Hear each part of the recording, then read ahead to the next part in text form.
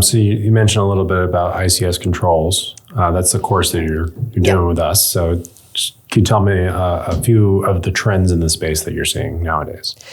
Well, it used to be that ICS production environments were purely ICS production environments. Mm-hmm. But now to be able to modernize them and digitize them, a lot of IT and IoT systems are being added into these environments.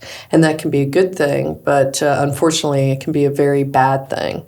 It is now exposing these different types of ICS protocols to a wider audience, as well as introducing IT and IoT risks into a very critical environment. Right. Can you talk about some of those risks?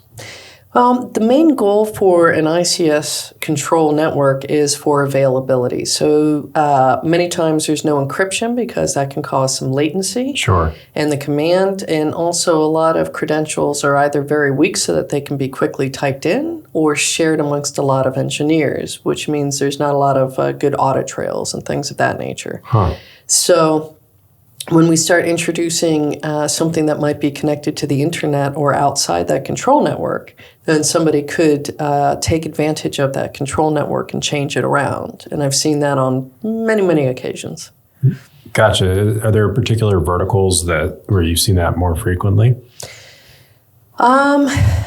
I've seen it. There are several trends, especially in the United States, about attacking different types of water systems. Huh. And that could be your drinking water systems, reservoirs, all the way up to hydroelectric dams, which has been very problematic, as well as some of the electrical grid as well. Gotcha.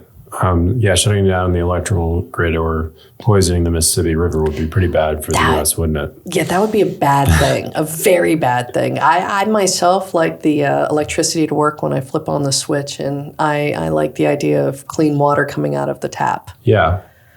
So who's responsible for protecting it? Is it business or is it government, right? And does that vary by control system? Well, it can vary a bit. The majority of control systems are actually privately owned in the United States. Mm-hmm. So think about all the different types of electrical companies or water companies. Major water company here in the U.S. is actually a firm out of the United Kingdom that's privately owned. And what the government tries to do is they try to have enough resources to be somewhat proactive when it comes to critical infrastructure like water and electric and so forth. But it's not actually their responsibility to secure those particular private systems. Interesting. They do try to reach out and have a lot of public-private partnerships. Okay.